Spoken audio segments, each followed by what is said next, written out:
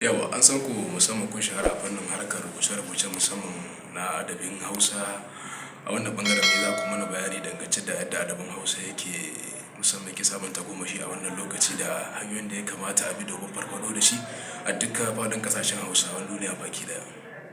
To, babu shakka ina rubutu na adabi kuma na fara rubutu tun 1984 yau shekara 38. Amma littafi fara bugawa ba sai a 1990. Wato a yau ina da littafi wanda na fara buga da shekara 32 baya. Suna da so da ƙauna wanda bayan an yi shi amma yi shi da harshen Turanci da Salon Mahad, sannan an yi shi a fim a 1994 ya fita kasuwa da 96. Shi ma ya kai shekara 28 kenan yanzu. Adabi madubin rayuwar al'umma ne, kuma adabi abu ne mai muhimmanci a rayuwar mutane saboda abu ne da ya shafi rayuwarsu ta yau da gobe, abin da ya shafi suna, haihuwa, mutuwa, bukukuwa da sauransu. Saboda haka mutane da yawa ba sai Bahaushe ba, kowace al'umma suna da adabinsu. Akwai Laraba, akwai Turawa, akwai Faransawa, akwai Fulani, akwai Bare-bari da sauransu. Kowa yana da nasa adabi.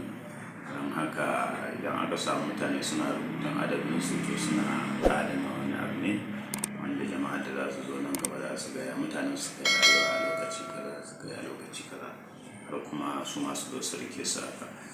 Kuma adabi ya samu tagomashi a ƙasar Hausa saboda an samar da marubuta masu yawan gaske na adabin Hausa, musamman rubutun zube wanda dubunnan littattafai aka yi ba za mu iya cewa ga adadinsu ba.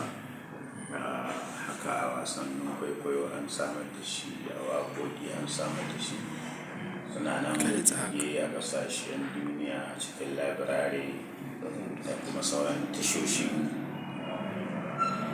sadarwa na intanet da kuma talabijin da suke cikin satellite da sauransu. Saboda haka adabi abu ne muhimmi kuma mai amfani da al'ummarsa. Kuma marubuta suna da wata daraja da kima wadda ba kowa yake da ita ba, saboda wanda zai iya zama ya kalli rayuwar mutane ya rubuta ta, ya ilimantar, ya faɗakar, babu shakka yana da wata baiwa wadda wani in ka ce ya zauna yau nan ba zai iya ba, saboda kowa da irin baiwar da Allah ya masa. Haka ake cewa marubuta 'yan baiwa ne, haihuwarsu ake ba yinsu ake ba. Wato writers are born not made.